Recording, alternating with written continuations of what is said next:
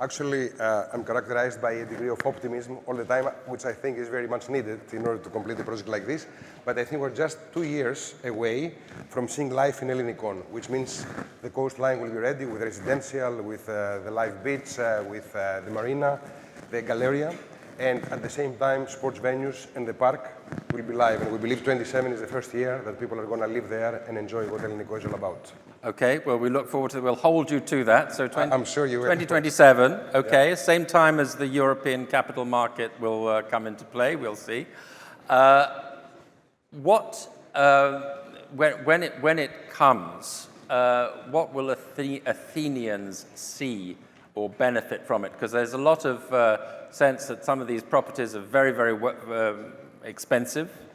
I gather the tower is already sold out, but obviously this is for the world's super rich. What about Athenians? What will they benefit from? How will they benefit from Ellinikon? From the beginning, our vision was to create something that, yes, is going to have some high-class developments in the general sense of high-class, landmarks, architectural, that will give pride to Greeks for that, but at the same time make it open to all Athenians. And specifically, we're creating one of the largest coastal parks in the world, open to everybody.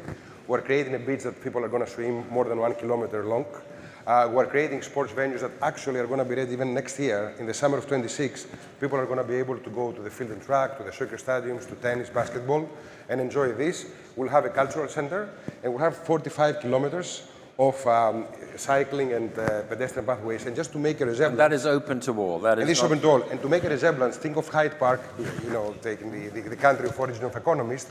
You have the area, let's say the south area, which is close to Kensington, Chelsea, the more expensive areas. And then you have the rest of the Hyde Park, as we go to Marble Arch, that is open to everybody. So imagine something similar.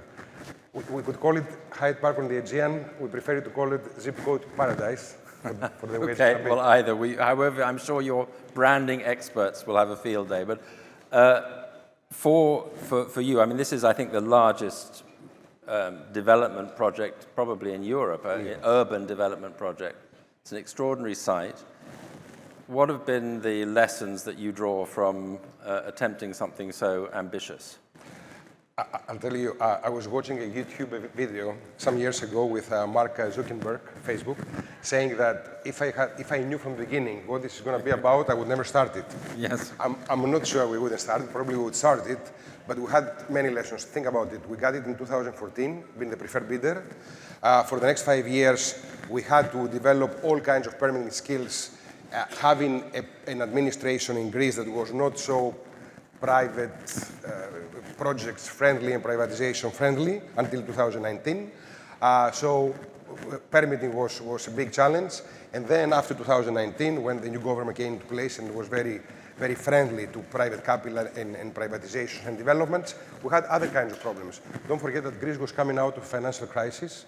That means people had left the country. So we had to bring many people from abroad and persuade them that the change is coming. We had to bring international architects to believe in the vision. We had to find funding. And we had to survive in a construction market in Greece that was very weak, with an imbalance coming from demand being high from the public and private sector as the economy was coming back, but supply from the contractors being weak after all these years of weaknesses. And on top of this, add the COVID, the Ukraine war and the energy crisis that added to the costs a lot, and a shortage in labor supply because of all this situation in Greece. So it was a perfect storm, but we managed to be where we are today, developing through a crash course. So what about the next one? Having gone through the experience that you would never have started, would you start another one? Another Ellinikon? Yeah, actually, I think one of the things, except from, or on top of executing Ellinikon, is that we have created a company that, and you don't have many companies like this in the Western Hemisphere anymore. The development has moved, as you know, to the Emirates, Saudi Arabia, so forth, China, and all this. So now we have become a company that has built a lot of expertise in all areas of development. Permitting, as I said before, funding, all these things. Plus, we will develop a unit that is going to manage all its population that is going to live in Ellinikon and visit in Ellinikon, which is a very important skill to develop. So today, Ellinikon, tomorrow the world, is that? We go step by step. We prefer Europe and then... Europe, okay. Last question for you, because our time is very limited and the minister's time is very limited critically. Once this is there for Athens, you say Athenians can enjoy it, but it will be a landmark for Athens.